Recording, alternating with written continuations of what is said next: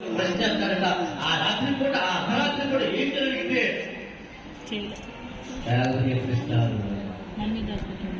ఎంత గొప్ప కవిత కొన్ని వంద పాఠాల్లో అయ్యే శాస్త్రానికి తెలుగు కవిత్వం చెప్పే, తెలుగు సాహిత్యం చెప్పే అలాంటి అత్యద్భుతమైన సభలో కవిత్వం అనేది, అక్షరం అనేది మనుషుల్ని మారుస్తుందని, కవిత్వం అనేది, అక్షరం అనేది మనిషిలో ఒక ఉత్తేజాన్ని, ఒక అత్యద్భుతమైన ఉత్సాహాన్ని కలిగిస్తుందని నేను అనుభూతిగాను అనుభవంగాను మాత్రమే నాడు చూశాను.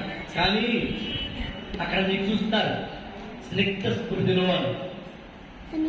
బహుశా నాకు తెలిసినంత వరకు ప్రతి ఇంట్లోనూ ఏదో ఒక రూపంలో ఒక విషాదం ఉంటుంది, ప్రతి వ్యక్తికి ఏదో ఒక రూపంలో ఒక దుఃఖం ఉంటుంది. ఆ దుఃఖం అనేది ఏదో కారణం కావచ్చు, మనకన్నా పెద్దవాళ్ళు మర్మపదించడం కావచ్చు, మనకన్నా చిన్నవాళ్ళు ఇక్కడ నుంచి తెరమరుగవడం కావచ్చు, ఏదో ఒకటి ఉద్యోగం పోవడం కావచ్చు, భర్త తిట్టడం కావచ్చు, భర్త చేత ఏదో మాట అనిపించుకోవడం కావచ్చు, అత్తగారితో కావచ్చు, భార్య మాటలు పడితే భర్త కావచ్చు, అనేక రూపాల్లో ఉద్యోగంలోనో, సద్యోగంలోనో, స్కూళ్ళలోనో, కాలేజీలలో మార్కులు రాలేదనో, రిమార్కులు రాలేదనో, ఉద్యోగాలు రాలేదనో, ఉన్న ఉద్యోగం పోయిందనో, అప్పులున్నాయనో, కష్టాలున్నాయనో, కన్నీళ్లు లేని వాడు ఈ ప్రపంచంలో లేరు. ఇక్కడ ఉన్న ఈ హాల్లో మాత్రమే కాదు, ఈ లోకంలో కూడా లేరు. ఉండేందుకు అసాధ్యమైన విషయం, ఉండేందుకు అవకాశం కూడా లేదు. కానీ ప్రతి దుఃఖం నిన్ను ఖచ్చితంగా అది నీకన్నా పెద్దయినప్పుడు నిన్ను కోల్చేస్తుంది.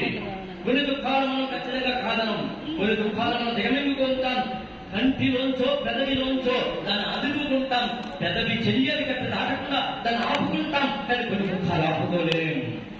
ఏదో జాబ్ పోయినట్టే మళ్ళీ తెచ్చుకుందామని అనుకుంటాం, ఏదో ఒక ఐటమ్ మళ్ళీ తెచ్చుకుందామని అనుకుంటాం, కాకపోతే మళ్ళీ తెచ్చుకుంటాం అనుకుంటాం, మరొకటి మళ్ళీ తెచ్చుకుంటాం అనుకుంటాం. కానీ మళ్ళీ తెచ్చుకోలేదు ఏదో ఒకటి ఉంది అంటే అది ఆత్మీయ మరణం. ఆత్మీయ మరణంలో కూడా మళ్ళీ ఇంకోటి ఏదైనా ఉంది అంటే కన్నా వారిదిగా మాత్రమే కాదు, కన్నా వారిది కూడా.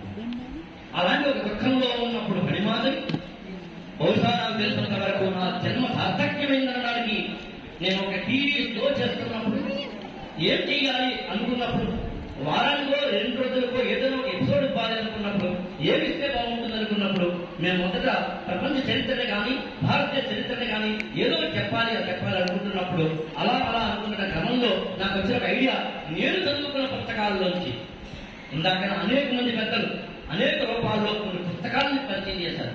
కొన్ని ఇందాక కోటరాజులతో సహా అనేకమైన పుస్తకాలు, అది ఏదైనా అండి, చలం పుస్తకాలు అంటామా, వృధాల పుస్తకాలు అంటామా, అందశ్రీ పాటలు అంటామా, గోల్డ్ మింగిన పాటలు అంటామా, ఏదైనా కావచ్చు. ఏదైనా ఒక అక్షరం, ఒక సాహిత్యం ఏదో తెలియని ఒక ఉన్నత స్థితికి మాత్రం తీసుకెళ్తుంది అని ప్రతి వారం లేదా ప్రతిరోజు ఒక పుస్తకాన్ని పరిచయం చేస్తే బాగుంటుంది అని తెలుగు సాహిత్యంలో ఉన్న, ఇంగ్లీష్ సాహిత్యంలో ఉన్న, ప్రపంచ సాహిత్యంలో ఉన్న, అన్ని రంగాల్లో ఉన్న పుస్తకాలను తీసుకుంటూ వాటిని క్రోడీకరిస్తూ వాటిని అనువదనాన్ని వాటిని కంపేర్ చేస్తూ ఒక మంచి ఎపిసోడ్ చేస్తూ ప్రతి రోజు అరగంట పాటు ఒక పుస్తకం చెప్పడం అనే ప్రోగ్రాం చేపట్టినప్పుడు టచ్ కూడా చెప్తున్నాను, దీనికి ఆదరణ ఉంటుందో లేదో తెలియదు. దానికి ఎలాగూ ఒక మంచి అవకాశంగా తీసుకోవడం తప్ప మరొకటి కాదు. మొత్తం మీద ఒక 60 పుస్తకాలు నేను 60 ఎపిసోడ్లుగా చేయడం జరిగింది. కానీ చేస్తున్న ఆ రోజుల్లో ఖమ్మం నుంచి ఒక అమ్మాయి నాకు ఫోన్ చేసి ఒక చిన్న కన్నీటి పొరతోటి, సన్నటి గుండె బాధతోటి నాకు ఫోన్ చేసినప్పుడు, ఇలా ఈ పుస్తకాలు నేను సిరీస్ నేను వింటున్నాను, నేను చూస్తున్నాను, నేను వాటితో నేను ఒక విధంగా కదలిక, ఒక చైతన్యం, ఏదో తెలియని ఒక ఉత్సాహం, ఏదో తెలియని ఆనందం, ఏదో తెలియని సంతోషం, సంబరం నాకు కలుగుతోంది అంటున్నప్పుడు సరే మాట్లాడాను. కానీ ఆ మాట్లాడుతున్న మాటల వెనకాల ఇంకో ఏదో దుఃఖపు పొర ఉందని అనిపించింది నాకు.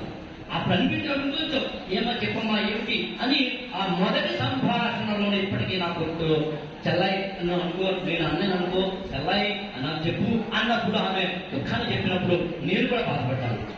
మామూలు బాధ కాదు, ఎవరికి రాకూడని బాధ, ఎప్పటికీ రాకూడని బాధ, అలాంటి బాధ. కానీ ఆ బాధ నుంచి బయటపడడానికి ఇందాక పెద్దలతో చెప్పినట్టుగా ఇవాళ పునర్జన్మ ఎత్తడానికి, ఒక అత్యద్భుతమైన వ్యక్తిత్వంలోకి వెళ్ళడానికి, తాను పడిన దుఃఖంలోనే ఉండిపోకుండా, దుఃఖపు పొరంలో ఉండిపోకుండా దానిలోంచి బయటకు వచ్చి ఒక ఆనందాన్ని, ఉత్సాహాన్ని తెచ్చుకోవాలనే ఉద్దేశంతో ఈ సమాజానికి ఒక అత్యద్భుతమైన స్ఫూర్తిదాయకమైన స్త్రీగా ఎవరు నిలబడ్డారంటే ఫణిమాదేవి కన్నోజీ. అది ఈ పుస్తకానికి తెలుగు సాహిత్యంలో ఉన్న స్థానం. కేవలం కవిత్వంగా మాత్రమే కాదు, సాధారణ ఇలాంటి ఒకరు రాసినప్పుడు ఆశ్చర్యపోతారు. చెబితే ఖచ్చితంగా ఏముంది, ఎలాగో దుఃఖం ఉంది, ఒక అమ్మాయి గృహిణి, నా తెలిసి తక్కువ చదువుకుని ఉండాలి, ఏదో రాస్తుంది అనుకున్నప్పుడు ఏం రాయాలి, ఏదో రాస్తూ వెళ్తుంది. ఈ రోజు నేను దుఃఖపడ్డాను, ఆ రోజు ఆనందపడ్డాను, భోజనం చేశాను, ఇలా ఇలా కవిత్వం ఉంటుందేమో అనుకుంటాం. కానీ కవిత్వానికి ఒక శైలి ఉంటుంది, కవిత్వానికి ఒక అందం ఉంటుంది, కవిత్వానికి ఒక శృతి ఉంటుంది, కవిత్వానికి ఒక లయ ఉంటుంది, కవిత్వానికి ఏదో తెలియని గుండెల సప్పడి సడి ఉంటుంది. అది ఇక్కడున్న కథలందరికీ తెలుసు. కవిత్వం తాలూకు ఒక తెలియని అంటే ఏంటంటే చెప్పడం కష్టం అవ్వచ్చు. కన్ను తెరిస్తే జనం, కన్ను తెరిస్తే మూస్తే మరణం, కాలమే జీవితం. 4 లైన్లు కానీ జీవిత సారాన్ని చెప్పి ఉండవచ్చు. ఒక కవిత్వం అత్యద్భుతంగా, అది గురగా అబ్బాయి కదా, శ్రీశ్రీ కాదు, గురం జాషువా అయినా ఎవరైనా రాస్తున్న ఆ కవిత్వంలో ఒక శైలి ఉంటుంది. చలం సాహిత్యంలో కావచ్చు, శ్రీశ్రీ సాహిత్యంలో కావచ్చు, ఏదో తెలియని లైవ్ ఉంటుంది.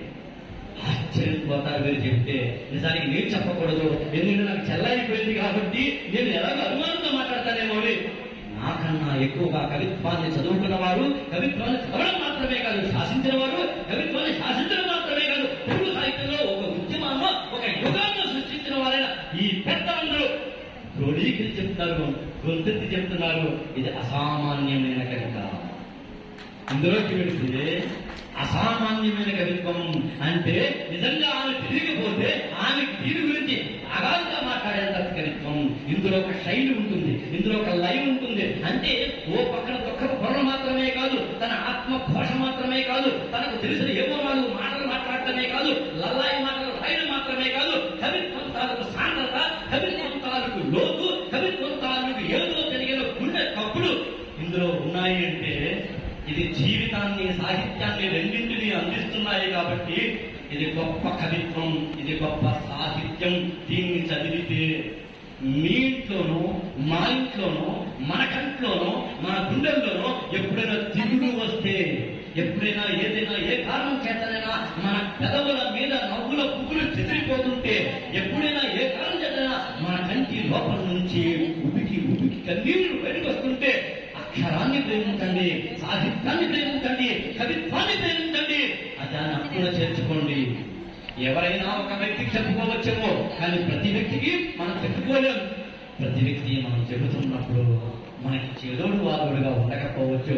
ఆయన ఏదో, ఆమె ఏదో బిజీలో ఉండవచ్చు. మొక్కలతోటో లేదా ఇంట్లో ఉండే చెట్లతోటో మాట్లాడచ్చు, కానీ అవి తిరిగి మనతో మాట్లాడలేవు. కానీ సాహిత్యం అలా కాదు. సాహిత్యం కానీ, కవిత్వం కానీ చదువుకుని ఇన్నేళ్లుగా బతుకుతున్న వ్యక్తిగా చెబుతున్నాను. ఇవాళ ఇలా నిలబడ్డాను అంటే కేవలం సాహిత్యం మాత్రమే ఘంటాపదంగా చెప్పగలిగిన కవిత్వంగా కవిగా వ్యక్తిగా చెబుతున్నాను. ఏదో రాజు నివసించు రాతి విగ్రహములయందు, సంతవి జీవించు ప్రజల నాలుగులయందు అని గురం జాషువా చెప్పినట్టుగా కవిత్వం అనేది మనిషిని నిలబెడుతుంది. కాబట్టి ఈ కవిత్వము మరో కవిత్వము చదవండి అని మాత్రం ఇక్కడ చెబుతున్నాను. ఆ కవిత్వం ఏ రూపంలో ఉండవచ్చు, ఆ సాహిత్యం ఏదో రూపంలో ఉండవచ్చు, అది తెలుగా, హిందీయా, ఉర్దూగా, ఏదైనా భాష అయినా కావచ్చు, అది ఏదో ఒక రూపంలో మీకు వాట్సాప్ లో వచ్చి ఉండవచ్చు, ఫేస్బుక్ లో వచ్చి ఉండవచ్చు, కవి సంగమంలో గ్రూప్ లో వచ్చి ఉండవచ్చు, ఇన్స్టాగ్రామ్ లో వచ్చి ఉండవచ్చు, తెలుగు సినిమా పాట అయి ఉండవచ్చు, తెలంగాణ జానపద గాథ అయి ఉండవచ్చు. ఏ రూపము అన్నది కాదు ఇక్కడ, ఏ ఉద్యమం అన్నది కాదు ఇక్కడ. అక్షరాన్ని ప్రేమించండి, అక్షరంతో లేకపోండి, సాహిత్యాన్ని ప్రేమించండి, కవిత్వాన్ని గుండెల్లో పెట్టుకోండి. అది మళ్ళీ పువ్వై పూస్తుంది, అది మళ్ళీ కుడుతురై పుడుతుంది. అది దుఃఖిస్తున్నప్పుడు ఎలా సాహసించాలో చెబుతుంది, అది కింద పడుతున్నప్పుడు పైకి ఎలా లేవాలో చెబుతుంది. ఇంతవరకు పైకి ఎలా లేవాలో మాత్రమే చెబుతుంది అనుకున్నాను, కానీ ఇప్పుడు తెలుస్తోంది పైకి ఎలా నలుగురిని లేపాలో కూడా చెబుతుంది అని. ఇవాళ ఇంతమంది మనం కలిసాము అంటే, ఇది ఒక ఆత్మీయ సందడిగా ఉంది అంటే, నాకు తెలిసి ఒక 2 నిమిషాలు ముగిస్తాను. నాకు తెలిసి ఏ కవిత్వ ఇలాంటి వాటిలోనూ చివరంతా ఇద్దరు ఉండకపోవచ్చు, ప్రేక్షకులు చివరంతా అలా నిలబడి అక్కడ ఉండకపోవచ్చు. అలాంటి ఇవాళ మీరు గమనించారు లేదో, ఇందాక పెద్దలు చెప్పినట్టుగా ఊర్ల నుంచి తరలి వచ్చారు, ఈ చుట్టాలు పక్కాలు పొరలి వచ్చారు, మళ్ళీ మళ్ళీ మరలి రావడానికి సిద్ధంగా ఉన్నారు. అంటే ఇది కేవలం ఫంక్షన్ మాత్రమే కాదు, ఇది సంబరం. ఇది ఏమో తెలియదు ఆత్మీయతతోటి కూడినది. ఇందాక యాకూబ్ గారు వారు చెప్పినట్టుగా ఇందులో 200 మంది దాకా ఆమె థ్యాంక్స్ గివింగ్ చేశారు. అంటే ఎంత గుండె లోతుల్లోని బాధని నేను ఏమన్నా ఇందాక నాకు అక్కడ అంకితం ఇస్తున్నప్పుడు నాకు ఏమనిపించిందంటే నేను ఒక్కనే అంకితం తీసుకోవట్లేదు. ఆమె జీవితంలో ఎవరెవరైతే ఎంపైర్ చేశారో, ఎవరెవరైతే ఆమె చేదుడు వాదుడుగా నిలబడతారో, ఎవరెవరైతే ఆమె జీవితంలో మళ్ళీ కుసుమించేందుకు అవకాశం అయ్యారో వాళ్ళందరి రిప్రజెంటేటివ్ గా నాకు ఇచ్చారని మాత్రమే నేను అనుకుంటున్నాను. వాళ్ళందరికీ గుండె గొంతుకు వాళ్ళ గుండె గొంతుకులోంచి నేను వచ్చానని మాత్రమే అనుకుంటున్నాను. లాస్ట్ ఒక లైన్ చెప్పి ముగిస్తాను. నాకు తర్వాత మణిమాధవి, చెల్లాయి, అన్నయ్య అని అనుబంధం మీరు నమ్మరు.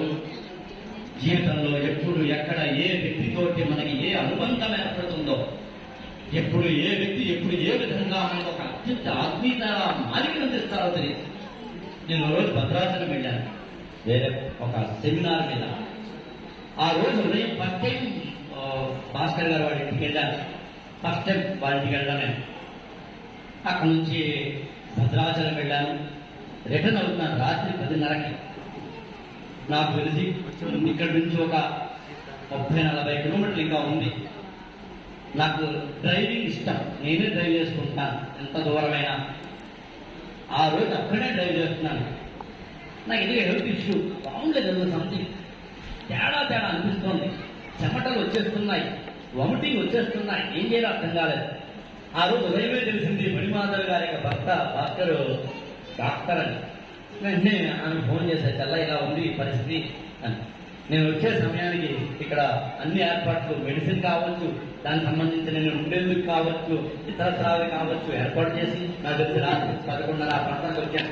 వామిటింగ్స్ విపరీతంగా నీరసంగా ఉన్నాను. ఇదంతా ఎందుకు చెప్తాను అంటే మనం జీవితంలో నడుచుకుంటూ వెళ్ళిపోదాం, విత్తనాలు తల్లుకుంటూ వెళ్ళిపోదాం. అలా వెళుతూ ఉంటే, సహాయాలు చేసుకుంటూ వెళుతూ ఉంటే, కరచాలనాలు చేసుకుంటూ ఉంటే మనం వెనక్కి తిరిగి చూసేసరికి, ప్రయాణం అయ్యేసరికి విత్తనాలన్నీ మొక్కలు చెట్లై పువ్వుల్ని నవ్వుల్ని వికసింప చేసుకుంటాయి. మనం మరణించే సమయానికి వెనక్కి తిరిగి చూసుకుంటే, మరణించిన తర్వాత కూడా మనం తిరిగి బతుకుతున్నామంటే సహాయాలు కారణం, సాహిత్యాలు కారణం, అక్షరాలు కారణం. అందుకే అక్షరానికి పెట్టిన పేరు అక్షర.